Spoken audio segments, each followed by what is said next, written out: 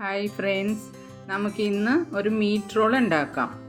അതിനാവശ്യമായ ഇഞ്ചി, പച്ചമുളക്, മീറ്റ് മിൻസ് ചെയ്ത് വെച്ചേക്കണത്, വെളുത്തുള്ളി, ഉള്ളി, പിന്നെ കറിവേപ്പിലയും മല്ലിയിലയും കൂടി അരിഞ്ഞു വെച്ചേക്കണത്, ഉരുളക്കിഴങ്ങും ക്യാരറ്റും കൂടി, പിന്നെ അതിനാവശ്യമായ ബോള്, പിന്നെ ബ്രെഡ് പൊടി, അത് മൂപ്പിക്കാൻ ആവശ്യമായ ചട്ടി അടുപ്പത്ത് വെച്ച് ഓയിൽ ഒഴിച്ച്, പിന്നെ ഇഞ്ചി, പിന്നെ അതിൻ്റെ കൂടെ ആ പച്ചമുളക്, 2 പച്ചമുളകൊക്കെ മതി കേട്ടോ, അധികം എരിവൊന്നും വേണ്ട. അത് നന്നായിട്ട് ഇളക്കി ഒരു പച്ച മണം പോകണ വരെ ഇളക്കണം. അതിന് ശേഷം വെളുത്തുള്ളി ഇടുക, അതും കൂടി നന്നായിട്ട് ഇളക്കുക. അതിൻ്റെ പച്ചമണം പോകണം കേട്ടോ. അതിന് ശേഷം ഉള്ളി അരിഞ്ഞു വെച്ചേക്കുന്നതും കൂടി ഇടുക. ഉള്ളിയും ഇതെല്ലാം കൂടി നന്നായിട്ട് മിക്സ് ചെയ്യണം. നല്ലൊരു യെല്ലോ ഷെയ്ഡൊക്കെ വരും, ആ ഒരു രീതിയിലാക്കി എടുക്കണം. അതിന് ശേഷം മുളക് പൊടി ഇടുക, കുരുമുളക് പൊടി ഇടുക, പിന്നെ ഗരം മസാലപ്പൊടി, പിന്നെ ഇത്തിരി മഞ്ഞൾപ്പൊടി, അതും കൂടി നന്നായിട്ട് ഇളക്കുക. അതിന് ശേഷം അത് നല്ലോണം ഇളക്കി കൂട്ടിയതിന് ശേഷം ഇത്തിരി ഉപ്പിടുക. ഉപ്പ് നമുക്ക് കുറച്ചിട്ടാൽ മതി, പിന്നീട് നമുക്ക് ആവശ്യത്തിന് ഇടേണ്ടി വരും. അതിന് ശേഷം നമ്മൾ നേരത്തെ അരിഞ്ഞു വെച്ചേക്കുന്നത് ഉരുളക്കിഴങ്ങൊക്കെ ഇടുക. അത് നന്നായിട്ട് ഇളക്കി കൂട്ടിയിട്ട് നന്നായിട്ട് തന്നെ ഇളക്കണം. എല്ലാ വശത്തുനിന്നും ആവശ്യത്തിന് ഇത്തിരി വെള്ളവും കൂടി ഒഴിച്ചിട്ട് ഒന്നും കൂടി നന്നായിട്ട് ഇളക്കിയിട്ട് അത് നല്ലോണം തട്ടി പൊത്തി വെച്ചിട്ട് മൂടി വയ്ക്കണം. മൂടി വെച്ചിട്ട് അതിന് ശേഷം വീണ്ടും ഒന്ന് തുറന്ന് നോക്കിയിട്ട് നന്നായിട്ട് ഒന്നും കൂടി ഇളക്കണം. ഇളക്കി കൂട്ടുമ്പോൾ വെന്തിട്ടുണ്ടോ എന്നുള്ളത് ഒന്ന് നോക്കണം. ആവശ്യത്തിന് ഇത്തിരി ഉപ്പ് വേണമെന്നുണ്ടെങ്കിൽ ഇട്ട് കൊടുക്കുക. അതിന് ശേഷം വീണ്ടും നന്നായി ഒന്ന് മൂടി വയ്ക്കുക. അപ്പോഴത്തേക്കും നല്ല ആവിയൊക്കെ വന്ന് നല്ല സ്മെല്ലൊക്കെ എത്തും.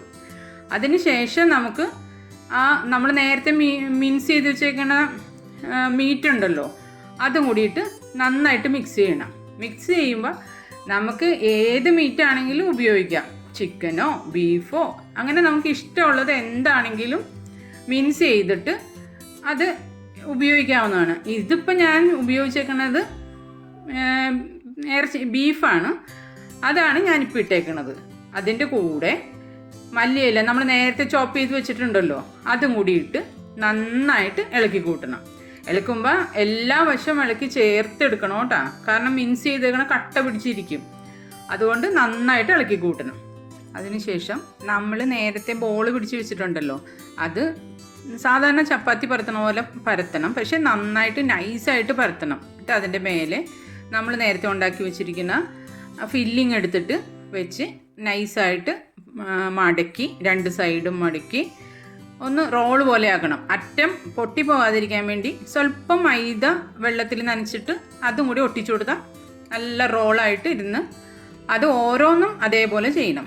അത് എന്നിട്ട് മുട്ടയിൽ മുക്കി, മുട്ട നന്നായിട്ട് അടിച്ചിട്ട് അതിൽ മുക്കി ബ്രെഡ് പൊടിയിൽ നന്നായിട്ട് പ്രസ് ചെയ്ത് പിടിപ്പിക്കണം, ഒട്ടും പോവാത്ത വിധത്തിൽ. അങ്ങനെ ഓരോന്നും നമ്മൾ മുട്ടയിൽ മുക്കി വീണ്ടും വീണ്ടും അതേ പ്രോസസ്സ് തന്നെ ചെയ്ത് എല്ലാം നമ്മൾ എത്ര എണ്ണം ചെയ്ത് വെച്ചിട്ടുണ്ടോ അതെല്ലാം ഓരോന്ന് ചെയ്ത് റെഡിയാക്കണം. പിന്നെ നല്ല എണ്ണ ചൂടായതിന് ശേഷം വേണം ഓരോ റോളും എടുത്ത് ഇടാനായിട്ട്. അത് 1 or 2 റോൾ ഇടാം, ചിലപ്പോൾ അതിന് മേലെ ഇടാം. അത് നമ്മൾ വച്ചിരിക്കുന്ന ചട്ടിയുടെ വലുപ്പവും എണ്ണ മുങ്ങിക്കിടക്കണതും നോക്കി വേണം ചെയ്യാനായിട്ട്.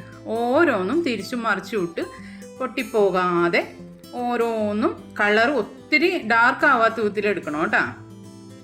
എന്തായാലും നല്ലോണം വെന്ത സാധനങ്ങളാണ് ഉള്ളിലുള്ളത്. അപ്പോൾ നന്നായിട്ട് മൂക്കണത് നോക്കി ഓരോന്നും എടുക്കാം. ഞാനിപ്പോൾ 2 എണ്ണ ഇട്ടിട്ടുള്ളൂ, അത് ചെറിയ ചട്ടിയായത് പറഞ്ഞോ, അതങ്ങനെ നല്ല കളർ കണ്ടോ, ആ കളർ പാകത്തിലെടുത്ത് ഓരോന്നും ഫ്രൈ ചെയ്ത് എടുത്ത് മാറ്റി വെക്കുക.